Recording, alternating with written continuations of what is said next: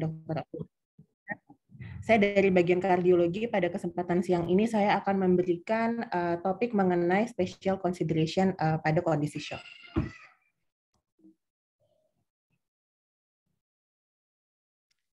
Jadi tubuh kita itu memiliki sistem homeostasis di mana keseimbangan perfusi itu akan terjaga sedemikian rupa sehingga jaringan itu akan menerima asupan oksigen yang memadai. Ketika tubuh kita kehilangan keseimbangan fisiologis antara produksi oksigen dan delivery-nya dengan uptake, maka terjadi kondisi yang dinamakan dengan shock. Ada beberapa parameter pada kondisi shock, yaitu yang pertama, yang paling penting adalah clinical findings, di mana kita bisa menemukan clinical findings di mana ada altered mental state dan adanya misalnya kulit yang motel, kulit yang dingin, dan adanya penurunan dari urine output. Seperti yang kita tahu, urine output yang normal pada seseorang itu adalah 1 cc per kilogram berat badan per jam. Jadi kalau seandainya terjadi penurunan, itu sudah merupakan sebuah clinical findings pada kondisi shock. Lalu yang kedua, kita bisa menemukan parameter hemodinamik. Parameter hemodinamik ini melalui sebuah pengukuran. Pengukuran yaitu dengan mendapatkan mean blood pressure, MAP-nya itu di bawah 60 mm air raksa, dan systolic blood pressure di bawah 90 mm air raksa. Lalu yang ketiga adalah kita bisa melihat adanya parameter lab. Parameter lab yang abnormal itu bisa kita lihat dengan adanya peningkatan serum laktat dan kondisi asidosis metabolik. Serum laktat yang meningkat ini spesifik sebagai penanda adanya hipoperfusi jaringan sehingga ketika kita mendapatkan adanya peningkatan serum laktat, diagnosa shock itu dapat terkonfirmasi. Untuk klasifikasi dari shock, itu diklasifikasikan menjadi 4 kelompok besar. Shock hipovolemik itu terjadi di mana adanya loss pada darah dan kompartemen cairan tubuh. Lalu yang kedua kita bisa melihat adanya shock kardiogenik, di mana pada shock kardiogenik ini adanya masalah pada jantung. Yaitu masalahnya bisa berupa kegagalan miokardium atau otot jantung untuk melakukan pompa, masalah pada konduksi sehingga konduksi jantung atau listrik jantung sehingga menimbulkan kondisi bradiaritmia atau tachyarrhythmia, dan masalah pada katup jantung. Kalau shock yang ketiga itu shock distributif, di mana dia ada shift pada sistem vaskular, seperti kondisi-kondisi sepsis, anafilaktik, neurogenik, dan yang terakhir itu adalah shock obstruktif yang ditentukan tergantung dia right heart, afterload, atau preload-nya. Setelah kita dapat mengetahui klasifikasi shock, kita harus dapat mengklasifikasi untuk kita menata laksana dengan benar, dengan tepat. Nah, untuk building diagnosis, pasien dalam hal ini yang paling utama adalah history taking. Anamnesis yang baik dan tepat itu akan mengarahkan 80% dari diagnosis. Jadi kita bisa lihat di sini history taking. Jadi ketika pasien itu datang dengan shock, kemungkinan kan kita tidak bisa auto anamnesis. Kita mungkin auto anamnesis untuk orang yang membawanya atau keluarganya. Sembari kita juga melakukan resusitasi terhadap pasien tersebut. Nah, resusitasi ini kan kita harus sesuai dengan keadaannya. Nah, kita bisa sambil melakukan history taking. Kalau kita mencurigai dia keadaan hipovolemik, kita bisa menanyakan apakah sebelumnya ada history dari perdarahan, adanya diare yang profuse, malnutrisi, ataupun dia menggunakan obat-obat yang kemungkinan menyebabkan kondisi hipovolemik seperti diuretik. Lalu kalau kita mengarahkan kepada kondisi kardiogenik, bisa aja ada riwayat nyeri dada, gagal jantung, riwayat aritmia, atau juga iatrogenik, dia sedang mengkonsumsi obat-obatan yang mempengaruhi denyut jantung sehingga mengarahkan kepada shock kardiogenik. Lalu bisa juga kalau kondisi kita arahin ke shock distributif, kita tanyakan apakah ada history infeksi, alergi, atau iatrogenik. Iatrogenik di sini bisa penggunaan obat-obatan atau kontras yang menyebabkan alergi. Lalu yang keempat adalah shock obstruktif. Kita bisa menanyakan apakah ada riwayat TB, riwayat deep vein thrombosis, ataupun juga iatrogenik. Iatrogenik di sini misalnya penggunaan ventilasi mekanik. Lalu setelah kita melakukan history taking, kita dapat melanjutkan kepada pemeriksaan fisik. Secara general, pasien-pasien yang shock itu akan terlihat ada penurunan kesadaran atau altered mental status. Bisa terjadi hipotensi, takikardia, ataupun pernafasan yang kusmol. Untuk pemeriksaan yang spesifik, misalnya pada cardiogenic shock, kita dapat mendapatkan wet lungs. Jadi kita pada auskultasi, kita dapat mendengar adanya ronki basah halus. Ataupun kalau misalnya pada kondisi shock obstruktif, misalnya pada tamponade jantung, kita dapat mendapatkan pemeriksaan Triad-Bex yang dia memang spesifik untuk kondisi tamponade jantung. Terus selanjutnya pemeriksaan yang bisa kita lakukan untuk mengkonfirmasi diagnosis yang sudah kita lakukan bisa dengan pemeriksaan lab, ECG, ultrasound, ronsen, atau invasif dan non-invasif hemodinamik assessment. Untuk dapat memudahkan kita klasifikasi, kita juga bisa menggunakan algoritma. Di sini kita bisa lihat pada bagian yang pertama, bagian yang kuning pertama ini, kita tentukan dulu, ini adalah memang clinical picture of shock atau tidak. Kita lihat di sini ada systolic blood pressure di bawah 90, MAP di bawah 60, dan adanya tanda dari hipoperfusi jaringan, yaitu adanya peningkatan laktat di atas 4, berarti kita kemungkinan ini adalah sebuah kondisi shock. Lalu untuk bagian kedua ini memang tidak bisa dilakukan oleh dokter umum. Ini adalah parameter yang dilakukan dengan Doppler. Nah, tapi untuk yang algoritma selanjutnya ini bisa menjadi panduan kita untuk menentukan ini masuk shock yang kategori yang mana. Kalau misalnya di sini dapat kita lihat pulse pressure. Pulse pressure itu tuh antara sistolik dan diastoliknya itu tuh berapa. Kalau misalnya dia tinggi, kemungkinan dia septic shock. Terus udah gitu misalnya kita mau lihat dari tekanan vena jugularis pada pasien-pasien dengan shock kardiogenik, dia meningkat. Sementara untuk hipovolemik dan sepsis, dia rendah. Lalu kalau kita menemukan pada pemeriksaan fisik ada krepitasi, respiratory krepitasi atau kita sebut dengan ronki, itu mengarah kepada shock yang dikarenakan kardiogenik. S3 dan S4 galloperitem juga kemungkinan dari penyebab kardiogenik. Lalu kita setelah pemeriksaan fisik, nah itu kita masuk ke penunjang. Penunjang yang paling sederhana dan paling utama, misalnya kita mau minta ronsen. Nah kalau kita ronsen, kita lihat ukuran jantungnya normal, lalu ada tanda-tanda infeksi, yang kemungkinan dia shock itu karena septik.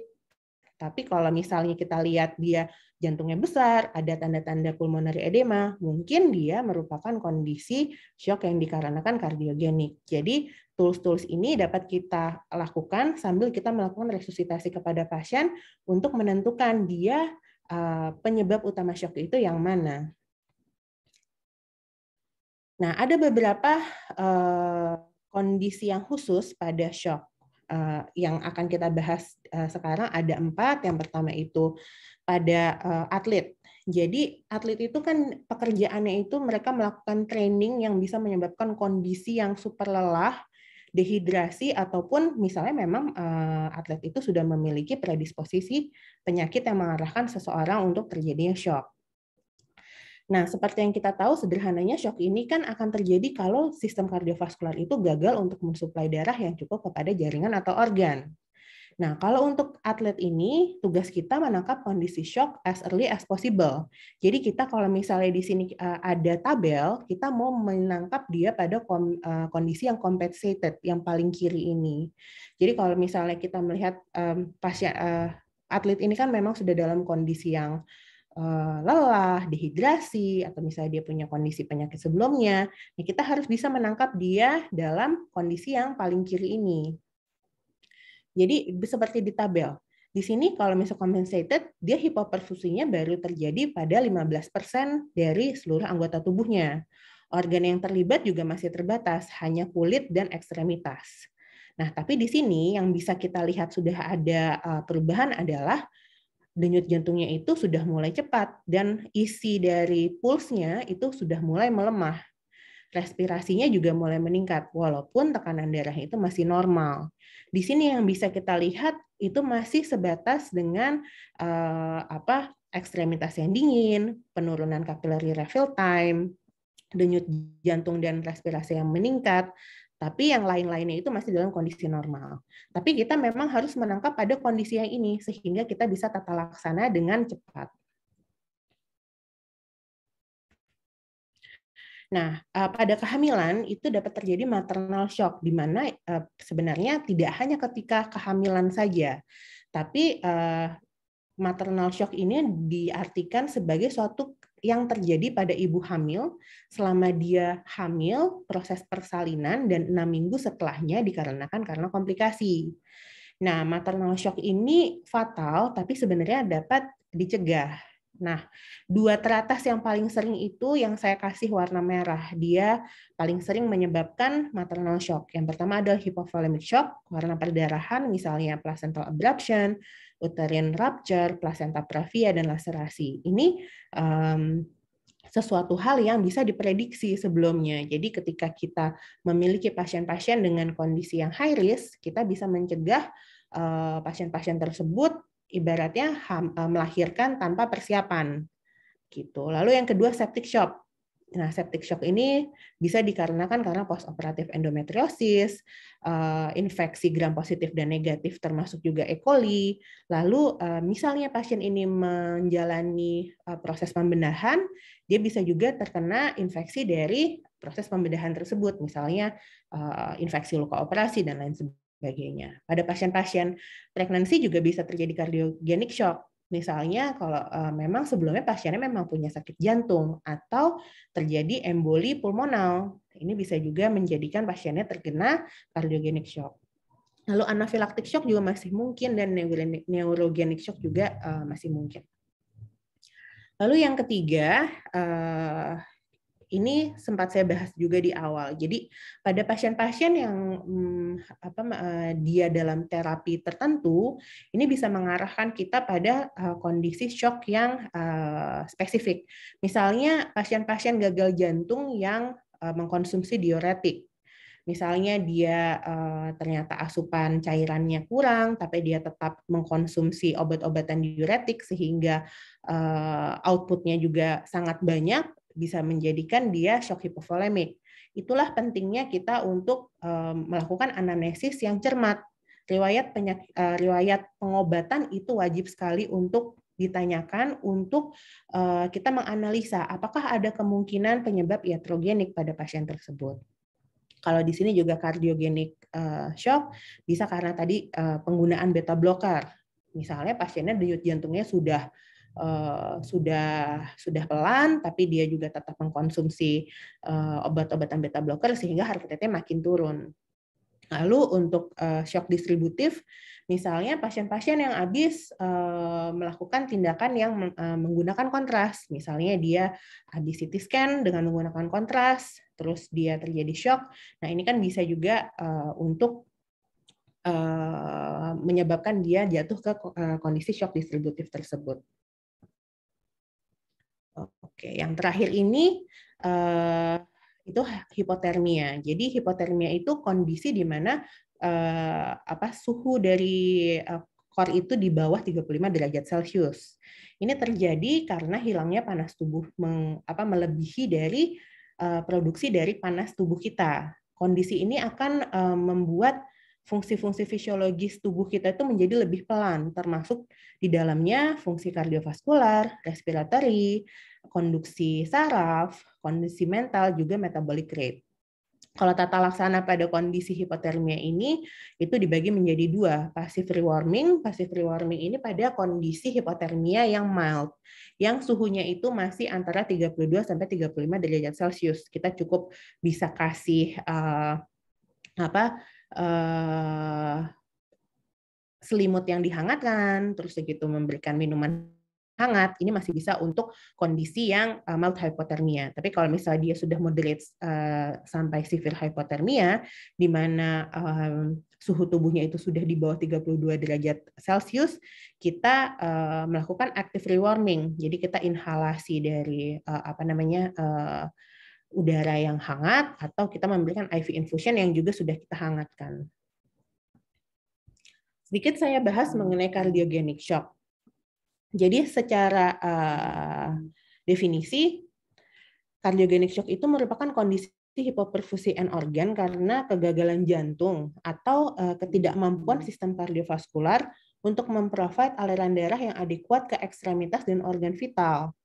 Nah, secara klinis muncul sebagai hipotensi yang dia refraktor terhadap resusitasi cairan. Ketika dia hipotensi dicoba dikasih cairan, dia nggak akan naik-naik.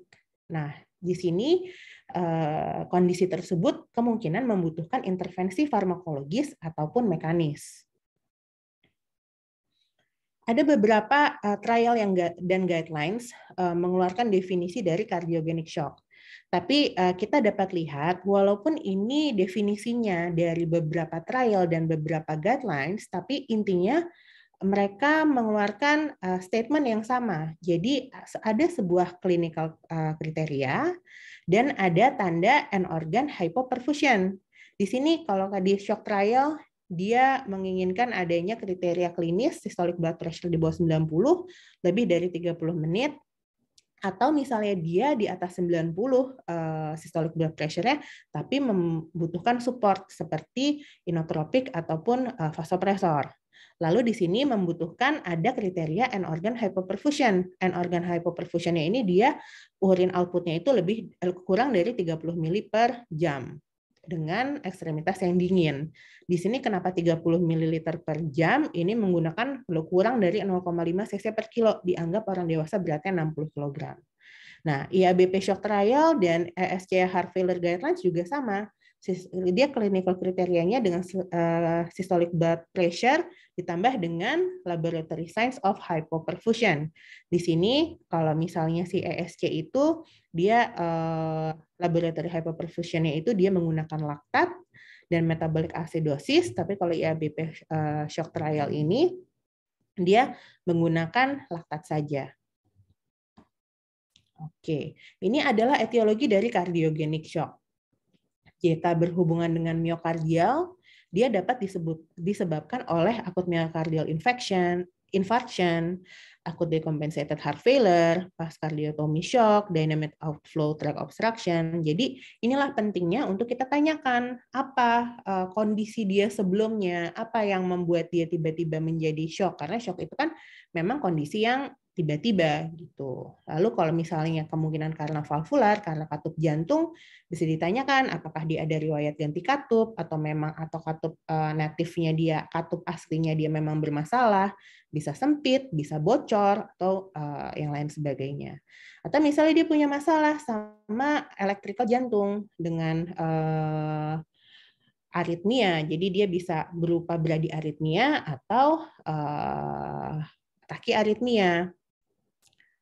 Oke, bisa juga diakibatkan oleh ekstrakardiak. Misalnya ada tamponade, jadi dia ada penekanan dari cairan di rongga jantungnya. Bisa juga membuat kondisi shock. Nah, ini untuk patofisiologinya. Secara sederhana, akut myocardial infarction ini akan menyebabkan disfungsi dari ventrikel kiri. Kalau disfungsi ventrikel kiri ini dapat menyebabkan disfungsi sistolik ataupun diastolik. Disfungsi sistolik ini akan mengakibatkan penurunan dari cardiac output dan stroke volume, menyebabkan hipotensi dan penurunan perfusi dari koroner. Ujung-ujungnya adalah dia masuk ke dalam kondisi iskemia. Nah, pada kondisi disfungsi diastolik dapat menyebabkan peningkatan dari LVEDP dan edema pulmonal, menyebabkan hipoksia dan akhirnya dia juga ketemu di bagian iskemia ini. Pada iskemia ini akan diperburuk juga oleh progressive cardiac dysfunction yang akhirnya menyebabkan kematian. Oke, kalau misal untuk tadi sempat dibahas juga kalau kita harus bisa menangkap kondisi shock itu as early as possible. Di sini SKY itu memiliki klasifikasi dari cardiogenic shock. Kita menginginkan kita menangkap itu pada fase A. Fase A itu adalah fase at risk. Nih secara penjabaran bisa dilihat kalau misalnya pada fase A itu pasien masih kondisi at risk. Dia belum ada tanda sign or symptoms dari cardiogenic shock. Namun dia memiliki resiko yang tinggi untuk menjadi kondisi cardiogenic shock. Nah, pasien-pasien seperti ini apa sih contohnya? Nah, misalnya pasien-pasien yang sebelumnya mengalami infark miokard luas atau sebelumnya memang mengalami heart failure, tapi dia masih terkompensasi, masih dalam kondisi yang baik. Di sini dapat kita lihat kalau dari physical examination-nya juga dia JVP-nya masih normal, suara parunya masih normal, perfusinya juga masih oke, tidak ada tanda-tanda dari hipoperfusi. Dari marker biochemical juga masih normal, laktatnya normal.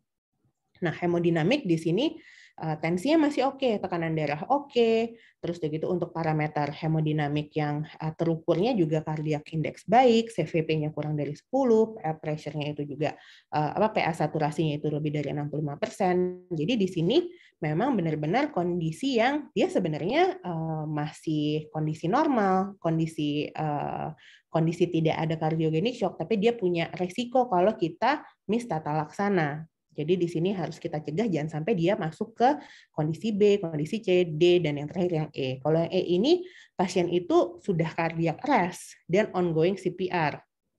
Nah, di sini juga sudah ibaratnya kita udah di ujung-ujungnya lah kalau untuk tipe E ini. Nah, kalau E ini ya dia sangat jarang untuk bisa kembali, walaupun ya bisa juga untuk kembali. Oke, untuk clinical manifestasi dari cardiogenic shock ini kita bisa karena cardiogenic shock itu bisa terjadi pada ventricle kanan dan ventricle kiri, kita membagi kondisi clinical manifestasinya itu juga berdasarkan lokasi karena akan berbeda. Kalau misalnya dia pada ventricle kiri, suggestive di ventricle kiri akan muncul lung crackles, respiratory wheezing, cardiac apex-nya itu jadi lebih ke lateral, terus ada heart murmur juga. Sementara untuk yang heart failure sebelah kanan lebih kepada adanya bengkak pada lower limb, adanya hepatomegali, peningkatan JVP. Lalu kalau misalnya pun dia memiliki murmur, tapi murmurnya itu lebih terletak pada bagian kanan. Kalau ini lebih pembagian dari heart failure. Heart failure itu kan kita nanti menjadikan ini potensi at risk untuk menjadi cardiogenic shock.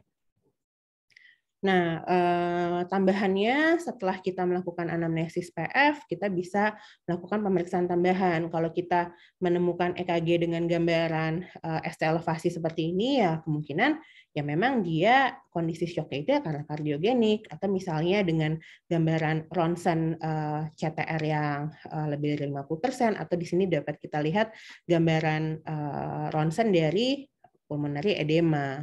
Lalu kalau misalnya udah kita lebih advance lagi, kita bisa melakukan ehokardiografi untuk melihat parameter-parameter pengukuran, cardiac index, stroke volume, dan lain sebagainya. Untuk manajemennya, tentu saja kalau misalnya kita berbicara tentang shock, kita melakukan resusitasi dulu yang utama. Jadi stabilisasi dan resusitasi. Oksigenasi, ventilasi, pemberian IV fluid. Jadi di sini kalau misalnya memang dia cardiogenic shock, ya kita pastikan bukan berarti dia tidak butuh cairan. Dia bisa saja masih respon terhadap cairan walaupun misalnya dia cardiogenic shock. Namun mungkin lebih lebih tidak responsif dibandingkan dengan shock yang lain. Di saat kita sudah melihat dia tidak lagi respon terhadap pemberian cairan, sudah waktunya kita untuk memberikan inotropik dan vasopresor. Di sini memang kita harus paham di mana titiknya kita harus stop dan di mana saatnya kita harus tetap memberikan cairan. Lalu untuk tata laksana definitifnya, ya misalnya pasien ini dikarenakan oleh akut miokardial infark. Jadi tata laksana utamanya yang definitifnya adalah dilakukannya PCI atau CABG. Sementara untuk menunjang dia selama kondisi cardiogenic shock, misalnya dia tidak responsif juga terhadap pemberian inotropik dan vasopresor, kita bisa bantu dengan pemberian IABP, dengan pemasangan IABP, Impella, tandem heart ataupun ECMO. Oke, lalu kita masuk ke manajemennya. Jadi yang perlu dipahami adalah tekanan darah, blood pressure itu ditentukan oleh cardiac output dan peripheral resistance. Peripheral resistance itu apa sih? Peripheral resistance itu adalah tekanan perifer. Tekanan perifer yaitu dari mulai keluar dari katup aorta Disitulah dimulainya peripheral resistance. Jadi ada pembuluh darah, resistensi pembuluh darah setelah aorta, setelah keluar dari katup aorta, itu termasuk dalam peripheral resistance. Nah, di sini peripheral resistance itu dipengaruhi dari circulating regulator seperti angiotensin, katekolamin, terus gitu dari inervasi dari reseptor alfa dan beta, regulator lokal seperti NO, adenosin, prostaglandin, lalu juga dipengaruhi oleh viskositas dari darah tersebut yang ditentukan oleh hematokrit. Nah, di sini kita juga kalau peripheral resistance ini inilah yang mempengaruhinya. Sementara kalau cardiac output kita harus paham kalau cardiac output ini adalah perkalian antara heart rate, denyut jantung, dan stroke volume. Stroke volume itu adalah yang keluar dari volume yang keluar dari ventricle setiap beat-nya. Nah, berarti kan kalau misalnya kita mau mengetahui cardiac output, di mana cardiac output adalah berapa liter sih per menit yang keluar dari jantung, ya kita harus kalikan berapa yang keluar per beat dikalikan beat-nya. Beat-nya ini di sini adalah heart rate. Heart rate itu ditentukan oleh hormonal dan sistem saraf. Sementara kalau stroke volume itu dia ditentukan dengan volume dari darah dan vascular resistance. Nah, disinilah yang masih bisa untuk kita modifikasi blood volume ini. Kalau misalnya memang dia kurang, ya kita isi. Nah, kalau vascular resistance ini kita bisa dengan pemberian obat-obatan. Tapi kalau blood volume ini ya kita isi. Ibaratnya kalau misalnya memang kurang ya kita isi, kalau kelebihan ya kita kurangin. Oke, nah ini kita kembali lagi ya pada kondisi shock yang tadi. Nah ini sumber yang saya ambil ini dia mengambil systolic blood pressure itu di bawah 85. Ini lebih ketat lagi. Ini saya ambil dari ICU ESC 2018. Jadi dia menggunakan systolic blood pressure di bawah 85. Oliguria itu produksi urin kurang dari 0,5 cc per kilogram per jam dan adanya clinical signs of tissue perfusion. Nah, kalau ada kondisi seperti ini kan kita bisa bilang, oke, ini kemungkinan karena ini pasien ini mengalami shock. Nah, kalau kita sudah bertemu pasien seperti ini, kita harus melihat 4 kemungkinan penyebab utama pada pasien shock, yaitu diakibatkan oleh masalah heart rate, dikarenakan oleh masalah volume, atau dikarenakan karena masalah miokardial dan vascular dysfunction. Jadi kita lihat pertama pasiennya, heart rate-nya bagaimana? Heart rate yang normal itu antara 60 sampai 100. Tapi kebanyakan yang menyebabkan masalah jika heart rate kita di bawah 50. Jadi kalau misalnya heart rate-nya itu normal atau normal tinggi, ya kita kemungkinan kan tidak perlu untuk melakukan pemasangan pacemaker. Namun kalau misalnya heart rate kita itu sudah rendah, sekitar 40 sampai 50, itu kemungkinan ya masalah kita ada di rate problem. Nah, dengan rate problem ini kita nggak bisa hanya memberikan obat-obatan. Jadi kalau di sini bisa kita kasih pacemaker, pacu jantung sementara, sambil kita lihat penyebabnya apa. Apakah memang dia perlu untuk pemasangan pacu jantung permanen atau tidak. Lalu kalau misalnya dia heart rate-nya itu, kalau di sini sudah selesai ya berarti ya, baru setelah kita pasang, baru kita lihat assessment dari volumenya gimana. Kalau memang ada masalah juga kita perlu benerin. Nah, tapi kalau misalnya kita masuk pada algoritma yang ini, misalnya dia normal, berarti kan tidak ada masalah sama heart rate. Berarti dia bukan rate problem. Apa nih masalahnya? Pump problem atau volume problem gitu. Nah, kalau misalnya volume problem, kita pada pasien-pasien seperti ini kita nggak apa-apa, kita memberikan namanya fluid challenge test. Fluid challenge test itu adalah memberikan cairan sekitar 250 cc dalam 5 menit. Kita lihat apakah ada improvement atau enggak. Improvement itu tuh apa sih yang bisa kita lihat improvement? Misalnya yang tadinya heart rate-nya itu takikardi, dia pelan-pelan turun. Tekanan darah, misalnya dia tadinya masih 80, bisa naik ke 90 atau 100. Berarti dia bereaksi. Nah, atau misalnya pasien-pasien seperti ini kan kita juga pasang kateter ya, tiba-tiba urinnya keluar, berarti dia respon terhadap pemberian fluid challenge ini, ya kemungkinan penyebabnya itu karena dia kekurangan cairan. Nah, tapi kalau misalnya dia tidak ada improvement, ya kemungkinan kita pikir dia bukan karena hipovolemik, tapi bisa aja karena myocardial pump problem atau vascular dysfunction. Untuk lebih jelasnya mungkin bisa dilihat di sini. Jadi nature of the problem-nya itu tuh apa sih? Volume problem kah, pump problem kah, atau rate problem kah? Rate tadi udah jelas ya, terlalu cepat atau terlalu lambat. Kalau pump problem,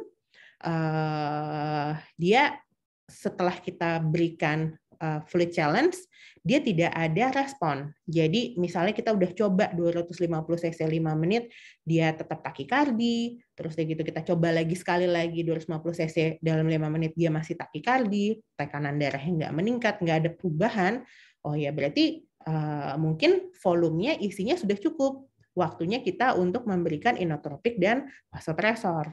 Nah, tapi kalau misalnya volume problem, kita lihatlah, tergantung nih, kalau misalnya dia memang, misalnya ada informasi, oh ini dia baru mengalami kecelakaan, berarti kan mungkin dia kekurangan darah, ya kita sebenarnya harusnya memberikan itu transfusi, tapi transfusi kan mungkin membutuhkan waktu yang lama, jadi kasih aja kristaloid dulu di situ. Oke. Nah, kalau di sini volume problem, walaupun dia volume itu sudah ibaratnya sudah teratasi dan dia sudah tidak respon lagi terhadap pemberian cairan, kita tetap assess apakah dia perlu pemberian inotropik dan vasopresor. Oke. Nah, tadi kan kita sudah mencoba melakukan manajemen awal. Nah, setelah kita melakukan manajemen awal ini, kita harus melakukan penilaian respon dari pasien tersebut. Apakah kita perlu untuk maju untuk melakukan resusitasi lagi karena ternyata belum selesai dan belum cukup, atau oh sudah cukup ini kita masuk ke fase stabilisasi ataupun kita tata laksana definitif. Nah, kita kalau misalnya kita melakukan pemberian terapi, kita harus punya target.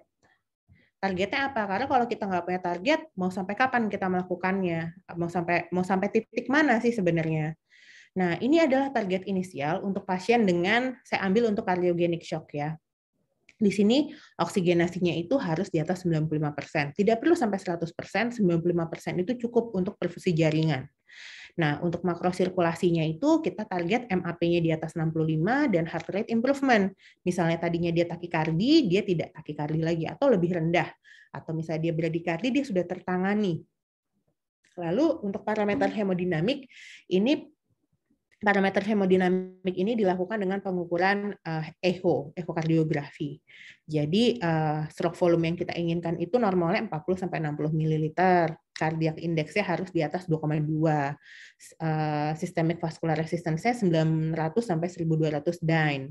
Dan PCWP-nya antara 8 sampai 12. Ini parameter hemodinamik. Jadi ketika kita echo, inilah yang kita inginkan. Kalau ternyata masih ada yang belum tercapai dari sini, ya kita sesuaikan. Misalnya dia ternyata systemic vascular resistance-nya masih tinggi, ya kita berikan terapi. Kalau misalnya dia rendah, ya kita telaah ini kenapa rendah? Apakah memang dia butuh vasokonstriktor atau bagaimana? Lalu untuk mikrosirkulasi, ini nih yang sebenarnya bisa untuk dilakukan oleh dokter umum adalah poin pertama, oksigenasi, makrosirkulasi, dan mikrosirkulasi. Jadi kita lihat mikrosirkulasinya. Yang tadi saya bilang, kalau misalnya kita udah kasih cairan, dia keluar nggak? Kencingnya keluar nggak? Urin output-nya bagaimana? Misalnya tadinya 0, dia jadi 0,5, habis itu jadi 1 cc per kilo, itu sudah merupakan sebuah improvement. Lalu kita juga lihat laktatnya itu udah mulai turun ke bawah 2. Ini kan tadi saya jelasin kalau laktat itu spesifik untuk hipoperfusi jaringan, jadi dia ada tanda hipoperfusi. Kalau laktat itu perbaikan menjadi di bawah 2, berarti perfusinya kembali normal. Inilah target-target utama yang mau kita capai dari pemberian tata laksana yang sebelumnya saya jelaskan. Nah, fluid responsiveness. Jadi kita itu kalau misalnya memang kita benar-benar buta ini kenapa, kita bisa melakukan fluid challenge test. Nah, fluid challenge test itu kan kita memberikan cairan. pemberian cairan kristaloid 250 cc selama 5-10 menit. Nanti kita lihat. Nah, kalau di sini fluid responsiveness itu ditandakan dengan peningkatan stroke volume 10-15% setelah pasien menerima fluid challenge test. Tapi kan kalau misalnya kita mau melihat stroke volume, ini harus ada pengukuran echo-nya atau alat yang tertempel pada badan pasien. Nah, kalau misalnya kita mau pakai parameter yang tidak berdasarkan alat, bisa juga. Jadi kita mempredik fluid responsiveness dengan tes-tes yang saya jelasin ini. Yang bisa untuk dilakukan untuk dokter umum adalah yang pertama, static test. Walaupun dia less sensitif, less specific, less useful, tapi dia itu memiliki makna klinis yang sangat baik. Jadi kita bisa lihat, yang pertama clinical static endpoints, heart rate-nya perbaikan, yang tadinya pelan jadi normal, kecepatan juga jadi normal, blood pressure-nya perbaikan, vena-vena yang kolaps juga mulai terisi, urin output-nya juga mulai keluar, capillary refill time-nya yang tadinya panjang juga jadi bagus, jadi merah lagi. Nah, static test juga kita bisa menilai dengan CVP, PCWP, bisa juga melihat dengan ronsen. Misalnya kita lihat ronsennya, oh udah mulai ada tanda dari pulmonary edema. Berarti kalau kayak gitu dia udah nggak perlu diisi lagi dari cairan, cairannya cukup. Nah, lalu untuk itu yang untuk statik.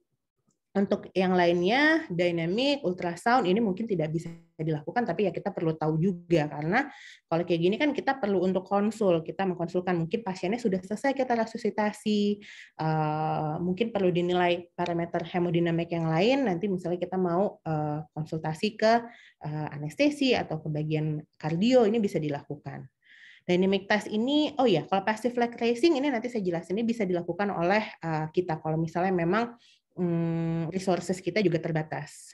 Ultrasound bisa echo, lang ultrasound, kita lihat IVC. IVC itu inferior vena cava. Jadi kita melakukan ultrasound terhadap vena cava inferior. Nanti dilihat diameternya dia, terus apakah dia variasi terhadap ekspirasi dan inspirasinya bagaimana. Nah, jadi ini ya, fluid responsiveness, parameter statis, bisa yang pakai klinis, lalu untuk parameter dinamis, kita pakai echokardiografi, kita coba dengan passive leg raising. Passive leg raising ini, kalau misalnya idealnya, sambil kita melakukan passive leg raising, itu kita menilai dengan echokardiografi untuk melihat stroke variasi dari stroke volumenya. Namun kalau misalnya memang tidak ada, ya kita bisa ngelihat, kita pasang aja monitor. Kalau misalnya kita lakukan passive leg raising itu monitornya itu perbaikan, heart rate, tekanan darahnya juga perbaikan, ya berarti dia respon terhadap cairan. Jadi itu sambil misalnya kita cairannya belum ada atau misalnya masih disiapkan, kita bisa melakukan passive leg raising ini. Gimana sih passive leg raising? Nanti saya jelasin. Nah, ini contoh ya, fluid responsiveness assessment yang dynamic. Jadi kita mau lihat IVC variation-nya gimana. Nah, IVC ini kita kan, IVC itu yang hitam ini nih.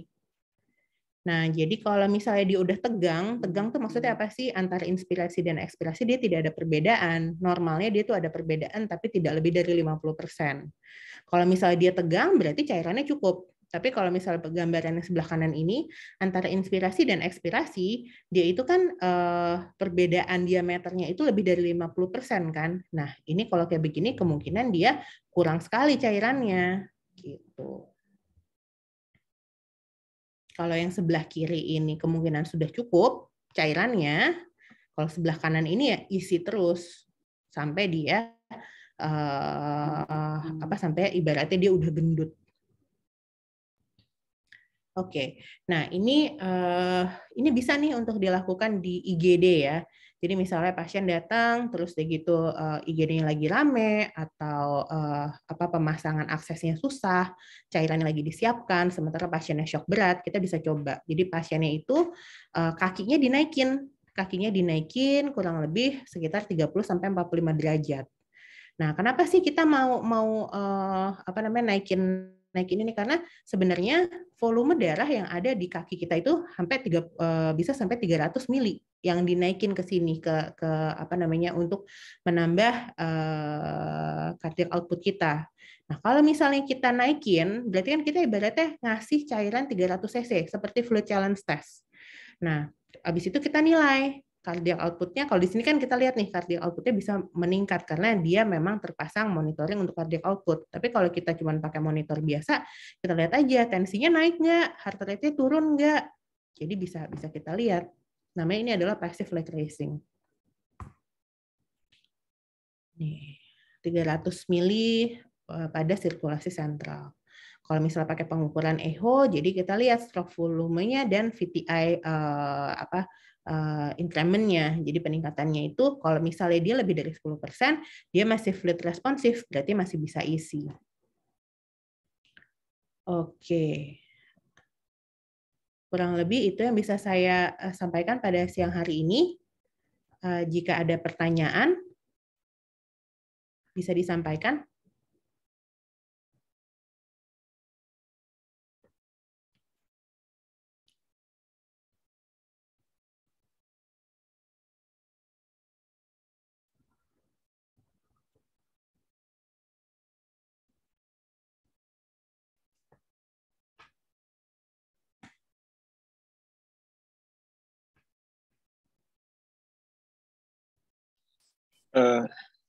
Yang bertanya dok, Ya.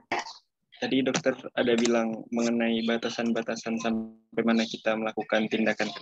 Apakah ada batasan itu kayak misalnya kalau laktatnya udah segini kita nggak usah lakukan lagi karena udah nggak ada harapan segala macam gitu.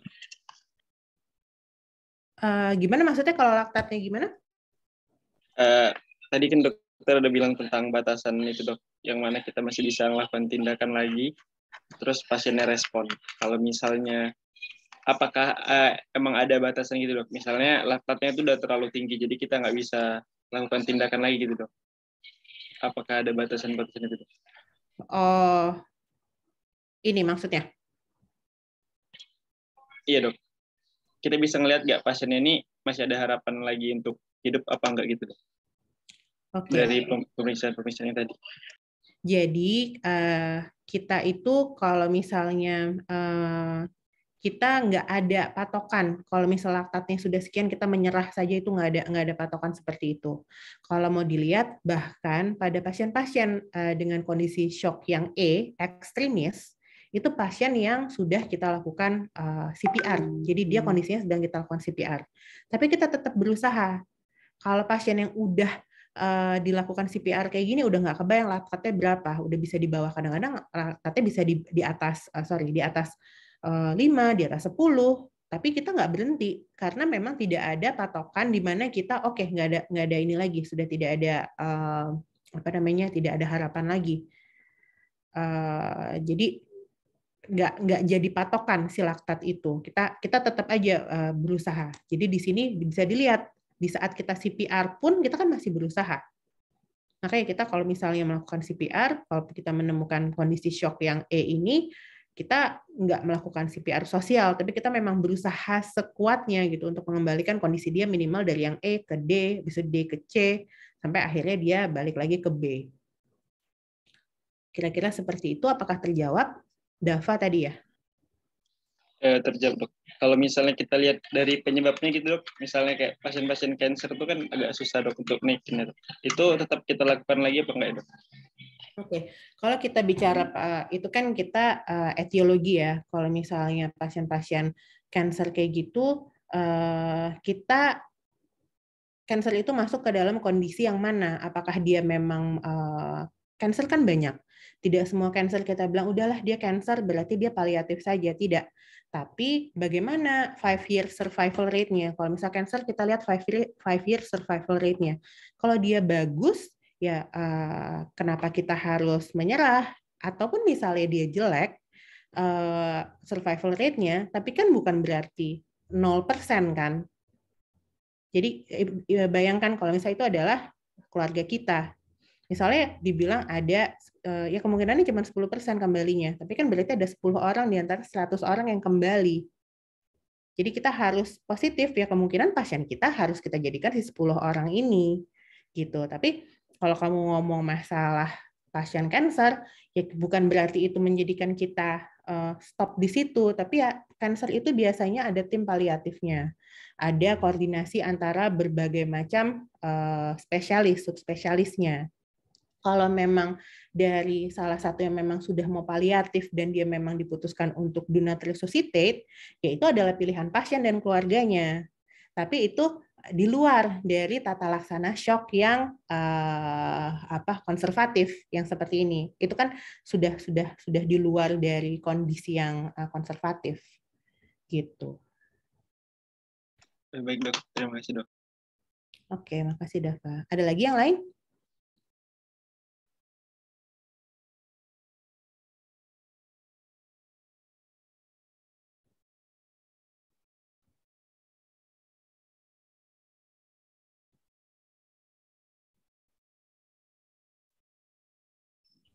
Tidak ada lagi, dok. Ada ya?